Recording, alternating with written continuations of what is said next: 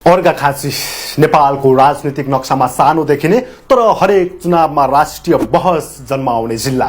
यहाँ चुनाव जित्न नारा भन्दा बढी इतिहास बुझ्नुपर्छ, भाषण भन्दा बढी मतदाताको मन पढ्नुपर्छ। 2 दशक भन्दा बढी समय निरन्तर जित्दै आएका टोपबहादुर रायमाझी चुनावी मैदानमा नहुँदा यो जिल्ला अहिले सबैभन्दा बढी चासोको केन्द्रमा परेको छ।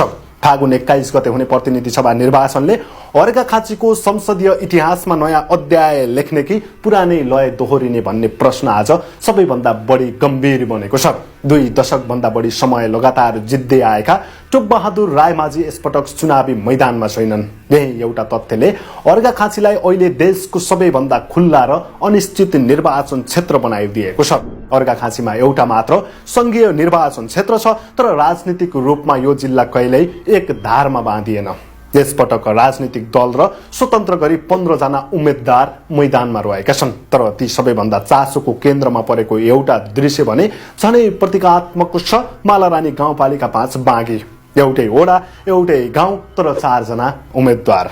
एमालेका पुताम्बर भुषाल, नेपाली कम्युनिस्ट पार्टीका रामबहादुर चौहान, स्वतन्त्र उम्मेद्वार रवि शाह र हिमाल भुषाल। यो केवल संयोग होइन, यो अर्घाखाँचीको राजनीतिमा स्थानीय शक्ति, पारिवारिक सम्बन्ध, गुट उपगुट र मत विभाजन कति निर्णायक हुन्छ भन्ने जिउँदो उदाहरण पनि हो। यहाँ मतदाताले पार्टी मात्र होइन, छिमेकी आफन्त गाउँको सन्तुलन पनि हेरेर भोट हाल्ने गर्छन्। अर्घाखाँचीको यो चुनाव बुझ्न 4 दशक पछाडि फर्किनै पर्छ। 4 दशक पछाडि फर्कौं है त। 2046 सालपछि बहुदल आयो। 2048 र 2051 को निर्वाचनमा अर्घाखाँची कांग्रेसको बलियो किल्ला बन्यो। रेवती प्रसाद भुषाल र ढुण्डीराज शास्त्रीमा संसदमा पुगे यी दुईहरू संसद बने। यी दुवै नेता मन्त्री बने। त्यो समय कांग्रेस लोकतन्त्रको पर्याय थियो। गाउँमा संगठन बलियो थियो र मतदाताले स्थिरता खोजिरहेका थिए। तर अर्घाखाँचीको स्वभाव स्थिर छैन। 2056 साल आयो र राजनीति एकाएक मोडियो। एमाले र राष्ट्रिय जनमोर्चाको गठबन्धनले डिलाराम आचार्य र डाक्टर डिल्लीराज खनाललाई संसदमा पुर्यायो। यो चुनावले अर्घाखाँचीलाई कांग्रेस किल्ला भन्ने धारणा तोडिदियो। यहाँ मतदाता सधैँ विकल्प खोज्छ भन्ने सन्देश पनि दियो। त्यसपछि देश माओवादी द्वन्द्वमा गयो। गाउँ गाउँ युद्धको प्रभाव पर्यो। 2064 सालको संविधान सभा निर्वाचनमा अर्घाखाँचीले फेरि नयाँ निर्णय गर्यो। माओवादीका टोपबहादुर रायमाझी संसदमा पुगे। त्यो केवल दलको जित थिएन, त्यो परिवर्तनको आकांक्षाको मत थियो। त्यसपछि 4 चुनाव 2064, 2070, 2074 र 2079 चारै पटक एउटै नाम टोपबहादुर रायमाझी। दल फेरि कहिले माओवादी भए त कहिले एमाले भए, तर मतदाताले व्यक्तिमाथि भरोसा राखे। संघीय संरचना आएपछि जिल्लामा एउटै निर्वाचन क्षेत्रमा सीमित हुँदा पनि रायमाझीको प्रभाव घटेन। अर्घाखाँचीमा पार्टी भन्दा व्यक्ति बलियो हुन सक्छ भन्ने उदाहरण यही हो। तर राजनीति कहिल्यै स्थिर हुँदैन। भुटानी शरणार्थी प्रकरणमा रायमाझी थुनामा परे। यसपटक उनी चुनावी मैदान बाहिर छन्। यही कारण यो निर्वाचन अर्घाखाँचीको इतिहासमै सबैभन्दा खुल्ला देखिएको छ। 2079 को मत परिणामले एउटा महत्त्वपूर्ण यथार्थता देखाएको छ। समानुपातिक तर्फ एमालेले 37,000 भन्दा बढी मत पायो। कांग्रेस 26,000 मा सीमित भयो। राजसपा माओवादी जनमोर्चा पछि परे। प्रत्यक्षतर्फ 5 दलीय गठबन्धन हुँदाहुँदै पनि एमालेका रायमाझीले 1700 भन्दा बढी मतले जित निकाले। यसले के देखायो भने अर्घाखाँचीमा गठबन्धन भन्दा संगठन र मत अनुशासन अझै बलियो छ।